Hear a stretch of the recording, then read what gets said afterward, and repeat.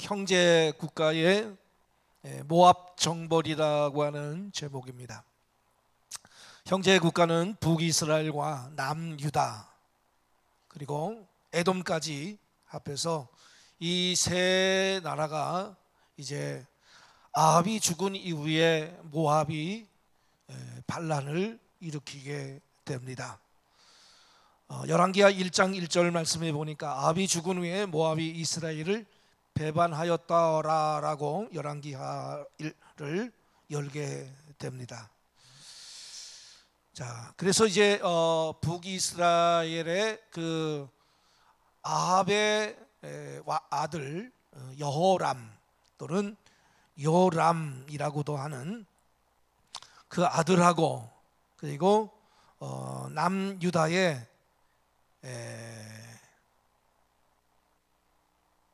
남유다는 누구죠? 자, 우리 또 표를 또 봅시다.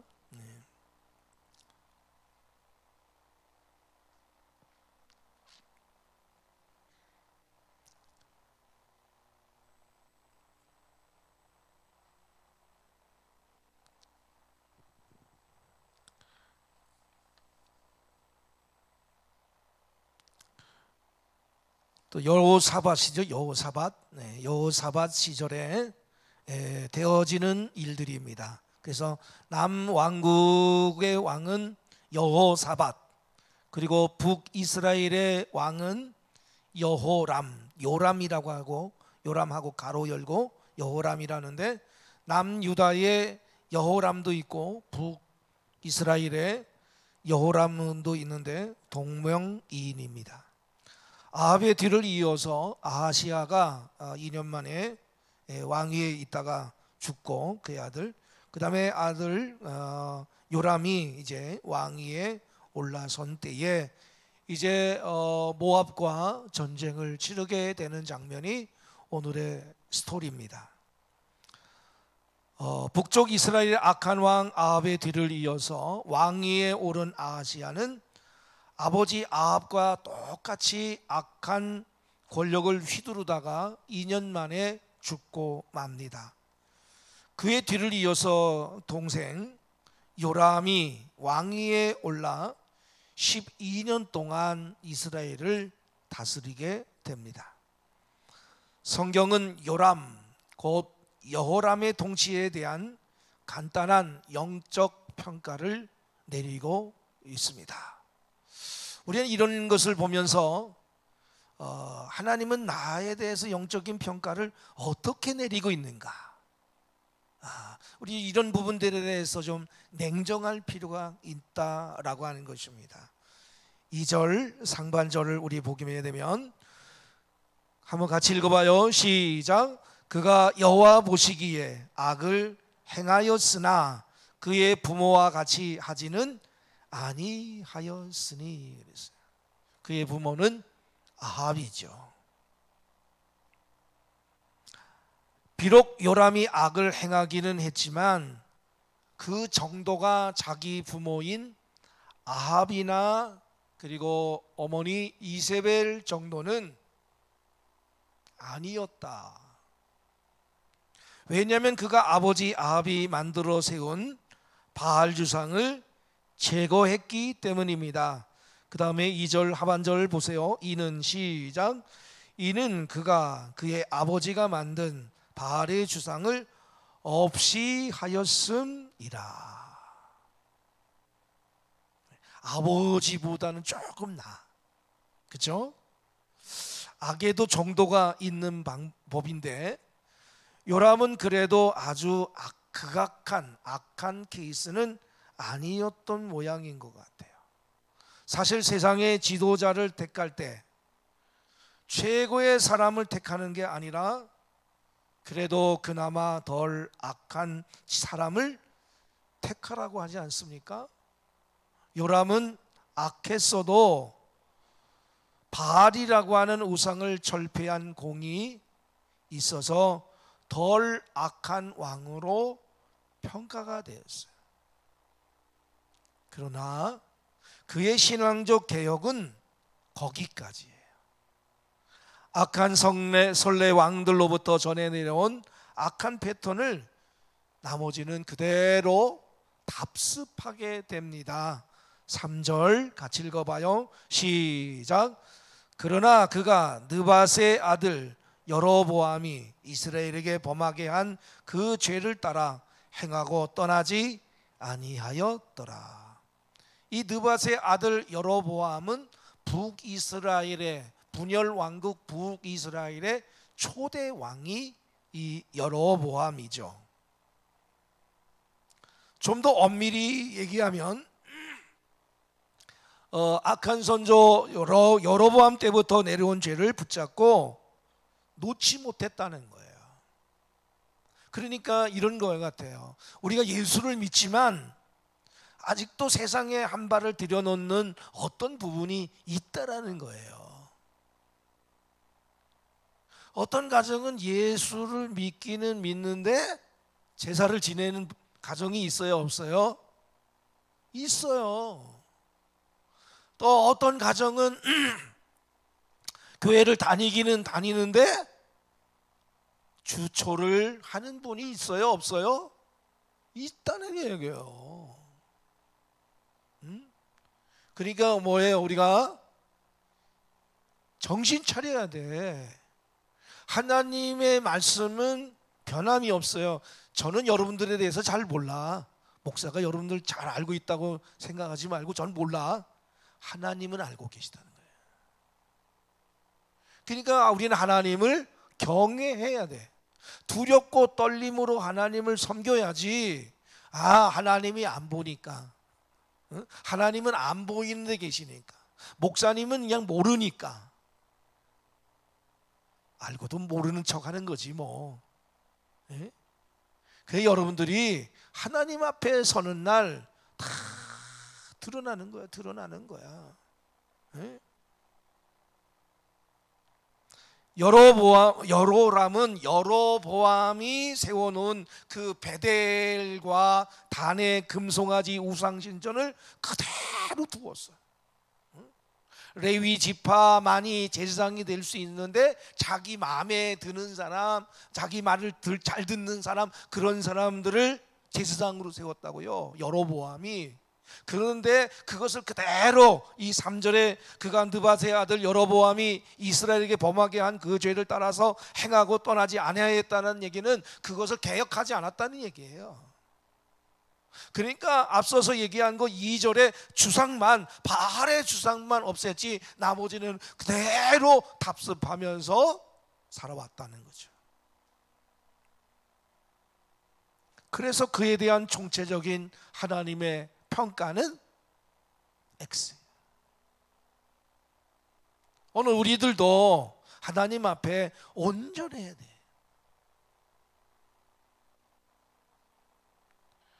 로마서 12장 1절의 말씀을 보면 하나님이 원하시고 기뻐하시고 온전하신 뜻을 따라서 살아가라고 말씀하고 있어요. 요한계시록 1장 3절 말씀에는 하나님 말씀을 읽고 듣고 지켜 행하는 자가 복이 있다 그랬어요. 그런데 우리가 그 악에서 떠나지 않는 거죠. 시편 1편에도 뭐라고 말씀합니까? 복 있는 사람은 악인의 길을 따라가지 않아 죄인의 길에 들어서지 않아 오만한 자리에 들어가는 거. 세상 사람들이 가는 그 길을 가고 있다고 한다면 오늘 말씀을 통해서 우리가 돌아서야 된다는 거예요. 인간의 평가는 상대적이에요. 나는 너보다 낫다. 나는 너보다 못해. 계속 비교하는 거예요. 우월감에 있는 부분도 있고 열등감에 있는 거. 그러니까 이 여호람은 다른 왕들의 비교에서는 괜찮아요. 그러나 하나님의 평가는 상대적인 평가가 아니라 하나님의 평가는 절대 평가라는 거예요. 상황에 따라서 달라지는 것이 아니라 시대가 달라져도 상황이 달라져도 하나님의 평가는 절대적이다는 거예요. 세상의 인정이나 좋은 평가가 아니라 오직 하나님의 인정을 받아요. 하나님이 나를 어떻게 평가하는가. 하나님이 나를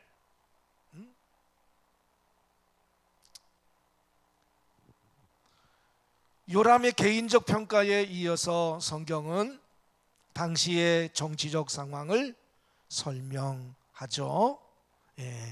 4절, 5절 말씀을 보니까 나옵니다. 다윗 시대 이후에 줄곧 이스라엘을 섬겼어요, 모압이. 그래서 해마다 어떻게 조공을 바쳤어요? 4절에 나오죠. 같이 읽어봐요. 시작. 모압 왕 메사는 양을 치는 자라. 새끼 양 10만 마리의 털과 순양 10만 마리의 털을 이스라엘 왕에게 바치더니. 조공을 바쳤어. 힘이 없으니까. 그런데 아합이 죽은 후에 4절에 보니까 아합이 죽은 후에 이스라엘을 배반했다라고 하는 것을 볼 때 아합이 죽은 이후에 군사력이 많이 다운되었던 것 같아요. 그리고 자기들의 힘이 세졌겠죠, 상대적으로. 그래서 조공을 안 바친 거예요. 우리나라 그 국사도 보면 그런 얘기들이 나오잖아요, 그죠?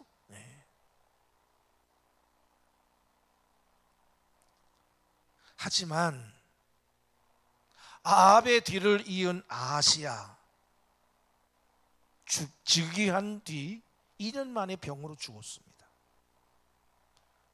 그러니까 우리가 아합이 죽은 이후에 배반했다고 그랬어요. 그러니까 아합의 아들 아하시야가 모압의 그 배반을 징벌해야 되는데 2년 만에 죽고 마니까 병으로 그것을 못한 거야. 유야무야가 됐어. 그래서 그 동생 오늘 여호람이 그 바톤을 이어받은 거예요. 이제 그 이야기를 지금 이제 다루고 있는 거죠. 이해가 되세요? 네. 아합의 이제 아들이 아하시야가 있었는데 2년 만에 죽고 이제 이 여호람이 동생 여호람이 그 뒤를 이어서 이제 왕이 된 그 시대를, 그 상황을 지금 이야기하고 있는 겁니다. 그래서 여호람이 왕위에 오르게 되자 어떤 생각을 하겠냐면, 야, 저 모압 괘씸하다. 그래서 모압 정벌 계획을 세우게 됩니다. 그러면서 자기 힘으로는 저 모압을 정벌할 수 없으니까 유다 왕, 당시의 유다 왕 여호사밧에게 도움을 청하고 허락을 받습니다. 연합국가가 되는 거죠, 그때만. 그래서 아합의 딸을 자신의 며느리로 삼아 이스라엘과 혼인 동맹을 맺은 여호사밧은 즉각 요람의 요압 정벌전에 함께 참전하기로 결정을 했어요. 이거 지난번에도 말씀을 드렸지만 남유다는 그래도 믿음의 길로 쭉 가오는데 다윗의 그 길을 가는데 혼인동맹 잘못된 결정을 한 거예요.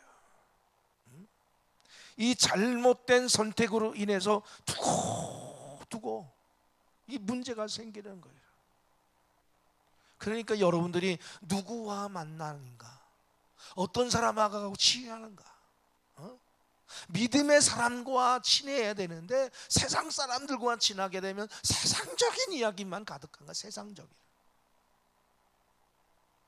그 일주일 동안 세상적으로 살다가 주일에 간신히 와가지고 하나님 말씀을 들으니 그 안에 예수님이 있어요? 그 안에 말씀이 있겠어요? 응?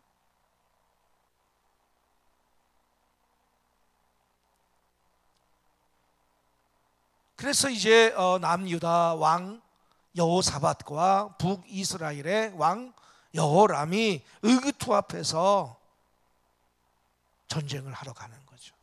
당시에 이제 모압은 이제 이스라엘뿐만 아니라 유다에게도 위협이 됐어요. 바로 옆에 나라니까. 그래서 여호사밧은 야, 좋은 기회다. 그래서 연합해가지고 저를 쳐야겠다. 그래서 모압 정벌을 작전을 논의하다가 요람은 여호사밧에게 어떤 루트로 행군할 건가 의논을 하게 됐어요. 두 왕이 남유다의 여호사밧과 북이스라엘 여호람이 둘이 의논을 했어. 야, 어디로 쳐들어가면 저들을 물리칠 수 있을까? 그러니까 이스라엘이 모압을 침공하는 데는 요단강을 건너야 돼. 요단강을. 당시 요단강을 건너서 모압 북쪽을 공격하는 길이 있고, 에돔 광야를 지나 모압 남쪽으로 가는 길 두 갈래가 있었어요. 그러니까 남쪽에서 쳐가지고 쳐들어가는 방법이 있고 북쪽으로 쳐들어가는 방법이 있었어요. 그래서 선택한 길이 모압 남쪽 지역으로 가는 두 번째 길을 선택하게 됩니다. 8절에 나오죠. 같이 읽어봐요. 시작. 여호람이 이르되 우리가 어느 길로 올라가리까 하니 그가 대답하되 에돔 광야 길로니이다 하니라. 밑에 지역으로 되었어요.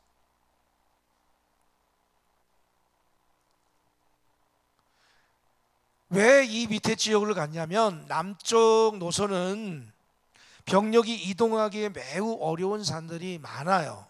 지형적으로. 또한 험난했어요. 하지만 바로 이 점 때문에 모압이 경계가 허술할 것이다, 이렇게 판단을 했어요. 게다가 그 길로 가면 에돔군까지 합세해서 연합군의 전력을 늘릴 이점이 있었어요. 그래서 이 밑에 지역으로, 모압 남쪽 지역으로 해서 가게 됩니다. 요람은 노련한 여호사밧의 말을 들어서 연합군을 남쪽 지역으로 행군을 시킵니다. 그런데 바로 그 길에서 연합군은 적과 전투를 치러보기도 전에 뜻밖의 큰 시련에 직면하게 됩니다. 9절에 나와요. 같이 읽어볼까요? 9절 시작. 이스라엘 왕과 유다 왕과 에돔 왕이 가더니 길을 둘러 간지 7일에 군사와 따라가는 가축을 먹일 물이 없는지라. 여러분, 광야예요. 그 전투하러 가면서 물하고 양식하고 무기하고 막 갖고 갔겠죠. 그런데 갖고 가는 것도 한계가 있잖아요. 그죠? 군수물자 갖고 가는 게 한계가 있는 거예요. 응? 7일째부터 물이 떨어진 거야. 왜 그랬을까요?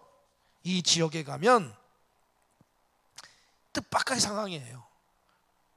왜냐하면 이들이 전투를 할 때 연합군이 이동한 루트를 보게 되면 여기에 보면은 와디 엘 아시라고 하는 계곡이 있는데 그 계곡에는 사시사철 푸르르고 물이 아주 충분히 흘러드는 그런 곳이었어요. 그래서 여호사밧도 이 점을 예견하고 물 걱정은 전혀 생각하지 아니하고 그냥 7일치만 그냥 갖고 온 거야. 거기 가서 이제 공급받으면 되리라고 생각을 했는데 그곳에 물이 말라 있었어요. 아니, 이제 모압과 전쟁을 치르기도 전에 이제는 목이 말라가지고 다 그냥 길거리에서 죽을 판인 거예요. 이 광야 땅에서. 그 많은 군사들과 말들이 적과 마주치기도 전에 목말라 죽게 될 상황에 처해 버렸습니다. 전혀 예상하지 못했던 상황이 빵 하고 터졌어. 원래 전쟁이란 그런 것입니다. 전문가의 예측을 완전히 뒤엎어버리는 상황이 발생하는 곳이 전쟁터예요. 나폴레옹을 이긴 프로시아의 전략의 천재 클라우제비츠는 전쟁은 거의 모두 불확실성의 안개에 쌓여 있다라고 말합니다. 모든 보고와 추정이 불확실하고 전혀 예상치 못한 그런 상황들이 계속 터지는 것이 전쟁터예요. 그래서 뛰어난 장군은 이 예기치 못한 상황과의 끊임없는 전투에서 부하들을 데리고 살아남는 자라고 말합니다. 그런데 많은 엘리트 지휘관들이 상황이 어려워지면 결정을 내리지 못하고 공포에 질려서 허둥지둥하다가 자신과 병사들을 파멸에 몰아넣는 거예요. 지금 연합군이 처한 상황이 바로 그랬어요. 왜 이렇게 허둥지둥하고 왜 이렇게 문제가 생길까요? 이 1절부터 10절의 말씀을 보면 하나님이라고 하는 단어가 한 번도 없어.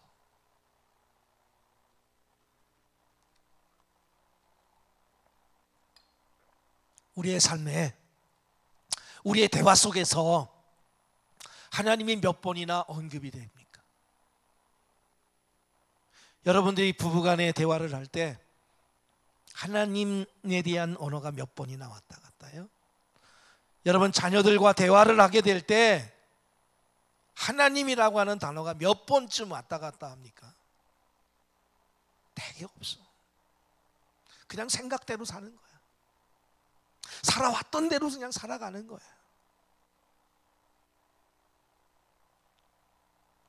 이 여호사밧과 이 여호람의 이 전쟁, 이 모압을 치러 가는 이런 상황들은 말이죠, 우리의 삶과 똑같아. 우리의 삶은 영적 전쟁이에요. 하나님의 말씀대로 살아갈 건가, 약속을 따라서 살아갈 것인가, 아니면 육체를 따라서 살아갈 것인가, 우리가 결정해야 되는 거죠. 여러분, 문제는 심각하고 다급한데 해법이 전혀 없어요. 이런 상황이 벌어지게 될 때 잘못된 결정을 하게 되죠. 어려운 일은 인간이 노력하면 할 수 있지만 불가능한 일은 손을 들 수밖에 없어요. 내가 할 수 없구나. 그러니까 여러분이 조그만 병들은 그냥 내가 그냥 약 먹고 그냥 병원 가고 그래. 그러나 여러분이 결정적으로 여러분이 해결할 수 없는 거 무릎 꿇어야 돼. 그런 병들이 얼마나 많이 있어요. 그 여러분들이 간절히 기도하셔야 됩니다. 예? 곤경을 당하자 이스라엘 왕과 유다 왕은 비로소 하나님을 인식하게 됩니다. 그래서 11절에 10절에 드디어 여호와라고 하는 표현이 나와. 하나님을 인식하기 시작해. 이스라엘 왕 여호람이 먼저 입을 열죠. 10절 읽습니다. 시작. 이스라엘 왕이 이르되 슬프다. 여호와께서 이 세 왕을 불러 모아 모압의 손에 넘기려 하시는도다 하니. 사람이 하나님에 대해 얘기하는 것을 들어보면 그 사람의 영적 수준을 단번에 알 수 있어요. 모압 원정이라고 하는 큰일을 계획하면서도 하나님께 기도 한 번 하지 않던 그가 정작 어려움이 닥치자 하나님부터 원망하고 봅니다. 여러분들이 앞으로 사업을 한다, 기도 많이 하셔야 돼요. 사업을 하기 전에도 기도 많이 해야지만 사업을 하면서도 매일같이 무릎을 꿇어야 돼. 그렇지 않으면 하나님이 하늘문을 닫아버리셔.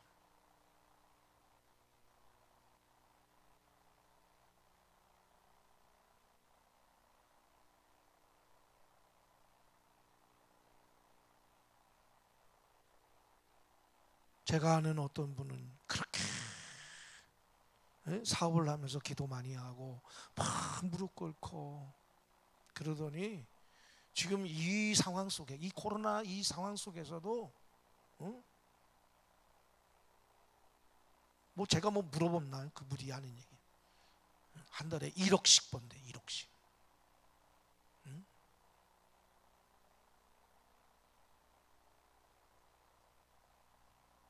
영적으로 수준 낮은 사람의 특징이 바로 이거예요.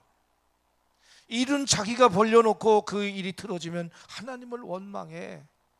하지만 냉정해야 됩니다. 객관적으로 상황 해석을 잘해야 돼요. 특히 자신의 삶에 안 좋은 일이 생겼을 때 무조건 하나님 탓하지 말고 천천히 자신을 돌아보세요. 10중 8구 원인 제공은 자신에게 있음을 발견하게 될 겁니다. 하지만 유다왕 여호사밧은 그래도 하나님의 사람답게 반응이 여호람과는 달랐어요. 11절 또 읽습니다. 시작. 여호사밧이 이르되 우리가 여호와께 물을 만한 여호와의 선지자가 여기 없느냐 하는지라. 이스라엘 왕의 신하들 중에 한 사람이 대답하여 이르되 전에 엘리야의 손에 물을 붓던 사밧의 아들 엘리사가 여기 있나이다 하니. 그는 뒤늦게나마 하나님 앞에 겸허히 엎드려야 함을 즉각적으로 깨달았어요. 하나님의 음성을, 하나님의 말씀을 드려야 함을 본능적으로 깨달은 거예요. 그러니까 여러분이 어떤 길을 간다, 하나님의 음성이 안 들리면 가지 말아야 돼. 그런데 대개가 보면은 하나님의 음성을 못 들어. 왜? 무릎을 꿇어본 적이 없기 때문에. 간절하게 무릎을 꿇어본 적이 없기 때문에. 예레미야 33장 3절에 뭐라고 말씀하여? 너는 내게 부르짖으라는 얘기가 뭐예요? 큰 소리로 하라는 얘기가 아니야. 간절하게 그 뜻이 담겨 있는 거야. 간절하게. 응? 여러분 간절하게 기도해 본 적이 있죠? 언제? 오래됐어? 너무나 오래돼가지고 언제인지 기억도 없죠? 오늘 희락 속 식구인데 어때요? 여러분들이 간절이라는 게 뭐야? 간이 그냥 오그라들도록 너무나 부르짖어가지고 배가 아파 진통하는 그런 배가 아플 정도로 간절하게 기도해 본 적이 있냐 말이죠. 우리 하나님의 음성을 듣고 가야 돼. 구약 성경에 보면은요 전부 다 하나님의 음성을 듣고 가잖아. 하나님의 음성을 듣고.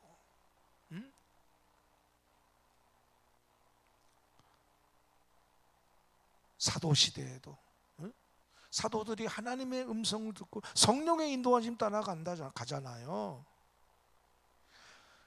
그나마도 영적 수준이 좀 있는 사람은 하나님을 원망하지 않고 그분 앞에 엎드립니다. 일단 하나님의 음성에 자신을 열어놓는 거예요. 위기의 때는 하나님이 뭔가 중요한 말씀을 우리에게 해주시는 때예요. 귀를 쫑긋하고 하나님께 여쭤야 돼. 하나님, 어떡할까요? 물이 없습니다. 응? 여호사밧이 선지자를 찾자 요람의 신복 가운데 한 사람이 여기 엘리사가 있다고 알려줍니다. 엘리사가 어떻게 해서 이 원정군에 함께하고 있었는지 거기에 대해서 성경은 이야기하고 있지는 않습니다. 분명한 것은 하나님께서 이런 상황이 닥칠 것을 미리 아시고 그를 동행케 하셨다는 것이죠. 참으로 우리의 필요를 예비하시는 여호와 이레, 하나님의 준비하심, 그것이 아닐 수가 없습니다. 시편 23편 4절 우리 같이 읽겠습니다. 시작. 내가 사망의 음침한 골짜기로 다닐지라도 해를 두려워하지 않을 것은 주께서 나와 함께 하십니다. 주의 지팡이와 막대기가 나를 안위하시라. 내가 사망의 음침한 골짜기로 다닐지라도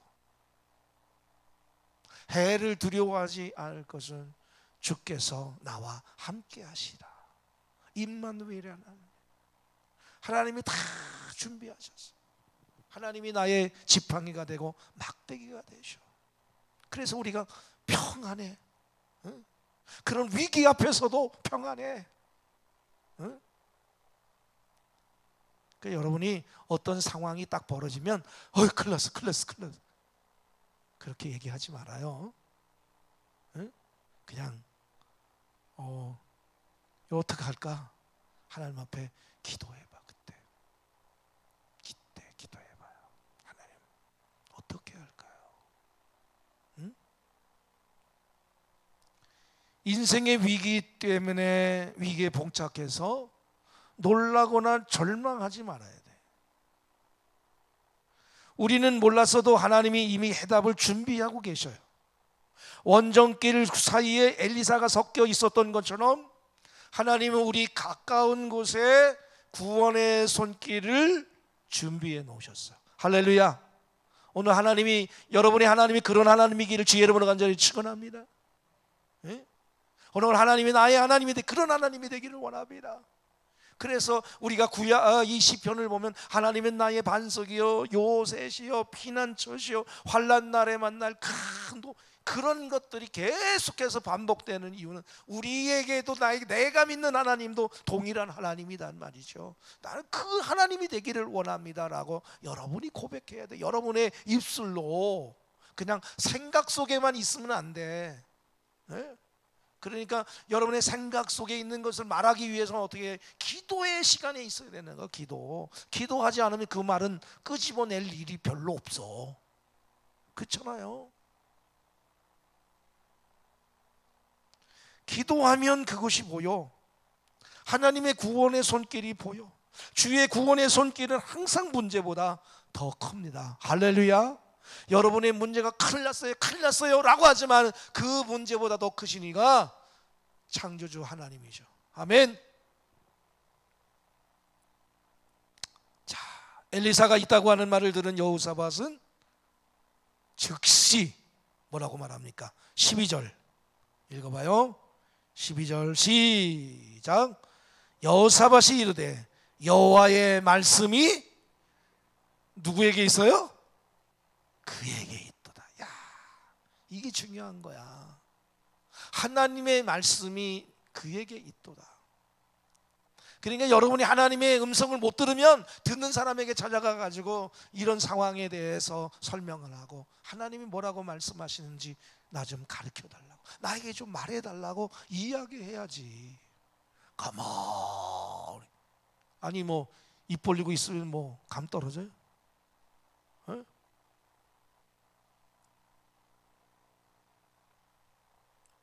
봉평에는 감은 없으니까 사과. 입 벌린다고 사과가 떨어져요? 흔들어야지. 흔들어. 응? 여호와의 말씀이 그에게 있도다. 외쳐요. 엘리야와 엘리사의 명성은 이미 유다에 끝까지 알려져서 하나님의 사람 여호사밧은 엘리사에 대해서 너무도 잘 알고 있었던 거예요. 그런데 정작 엘리사가 사는 이스라엘 왕 여호람은 그가 소중함을 몰라. 그의 소중함을 몰랐어요. 그가 함께 있는지도 몰랐어요. 오히려 이웃 나라의 왕 여호사밧이 엘리사의 가치를 알아보았어요. 아기 예수가 나셨는데 예루살렘 사람들은 모르고 멀리 동방에서 온 박사들만 별을 보고 온 것과 마찬가지예요. 영적으로 무지한 사람은 영적인 보물이 곁에 있는데도 그 가치를 몰라. 가치를 모르니까 무시하고 방치하는 거예요. 그래서 큰 위기에 빠져도 어떻게 헤어나올지를 몰라. 하나님 어떡할까요? 하나님 어떡할까요? 그래서 이 마지막 때는요, 영분별이 중요해요. 영분별. 그래야 무엇이 소중한지를 깨달을 수가 있어요. 하나님의 말씀을 우리는 두 가지로 얘기할 수 있어요. 하나는 로고스. 로고스는 기록된 말씀. 신구약 66권의 말씀을 우리는 기록된 말씀 로고스라고 합니다. 또 한 가지는 우리의 상황 속에 주어지는 하나님의 말씀이 있어요. 그것을 레마라고 합니다. 레마. 여러분들이 한 번쯤은 들어봤을 거예요. 우리는 기록된 말씀을 통해서도 깨닫게 되지만 하나님, 내게 주어진 상황 속에서 하나님 어떻게 할까요? 길을 물어서 가야 됩니다. 하나님, 오늘 뭐 할까요?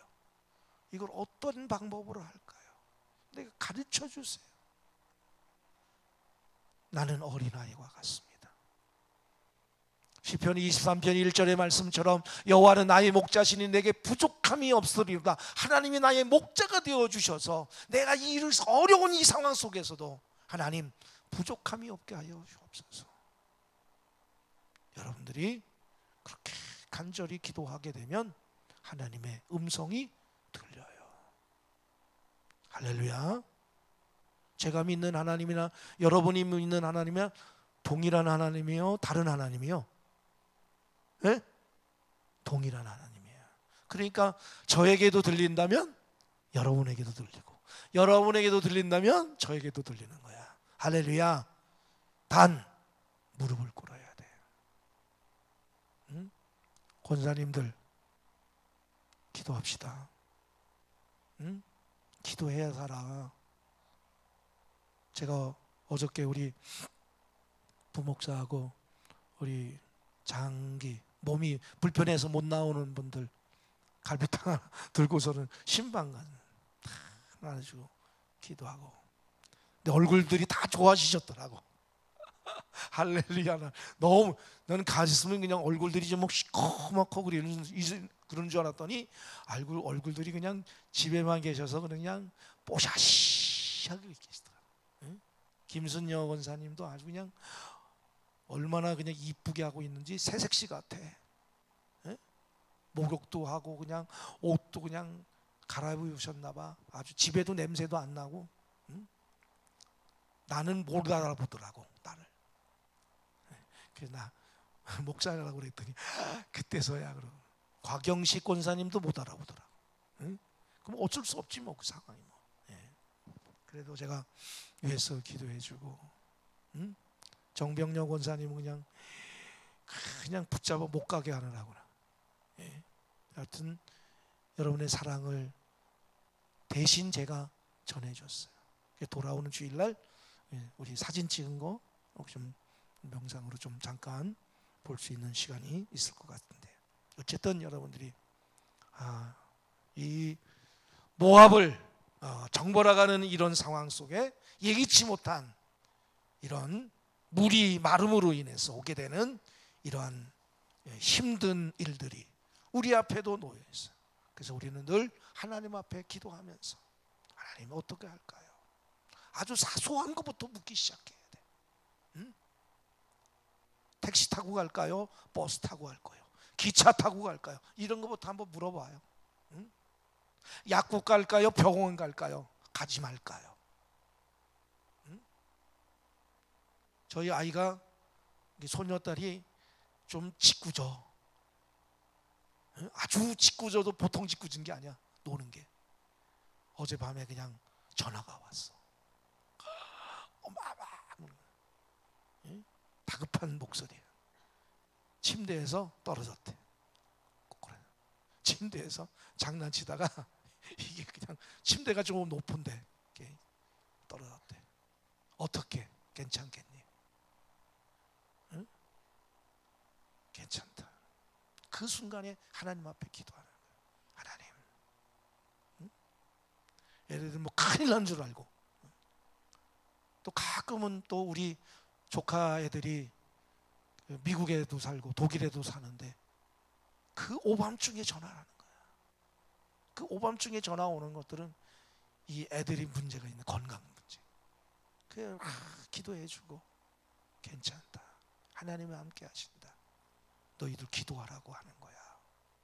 응? 기도해라. 너희들이 무릎을 꿇어야지 이제. 응?